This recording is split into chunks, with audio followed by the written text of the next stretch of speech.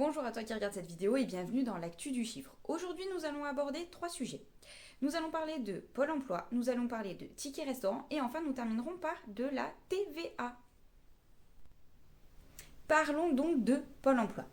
Si je t'en parle, c'est qu'au 1er janvier 2024, Pôle emploi est devenu France Travail. Et oui, la loi plein emploi qui a été publiée au journal officiel le 19 décembre 2023 a vu ces mesures rentrer en vigueur au 1er janvier 2024. Ces mesures sont les mesures en faveur des travailleurs handicapés, les mesures en faveur de l'emploi et de l'insertion professionnelle, et enfin, pas la création de France Travail.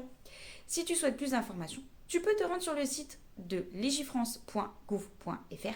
Il s'agit de la loi numéro 2023-1196 du 18 décembre 2023.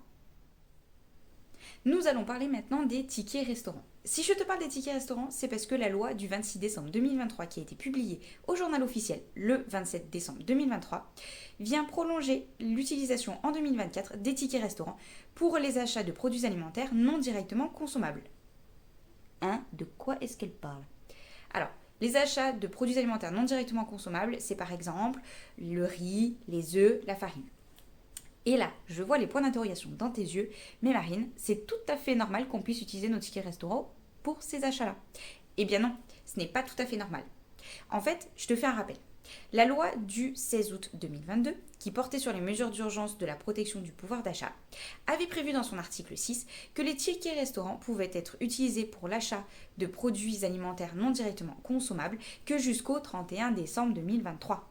Autrement dit, au 1er janvier 2024, c'était plus possible. Mais grâce à l'article unique de la loi du 26 décembre 2023, c'est de nouveau possible pour l'année 2024. Si tu souhaites plus d'informations à ce sujet, tu peux te rendre sur le site de legifrance.gouv.fr.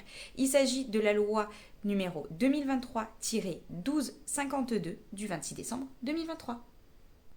Troisième et dernier sujet de cette vidéo, il s'agit de la TVA, la taxe sur la valeur ajoutée. En général, qui dit nouvelle année dit nouveau seuil. Eh ben non, pas ici. De quel seuil parlons-nous ?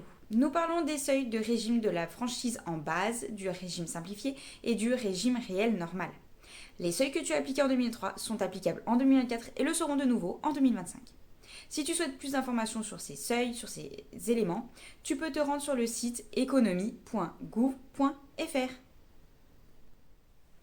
Et voilà, cette vidéo est terminée pour aujourd'hui.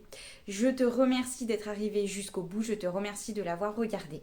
Si tu l'as aimée, si tu l'as trouvée instructive, n'hésite pas à la partager, n'hésite pas à la liker, ça fait toujours plaisir.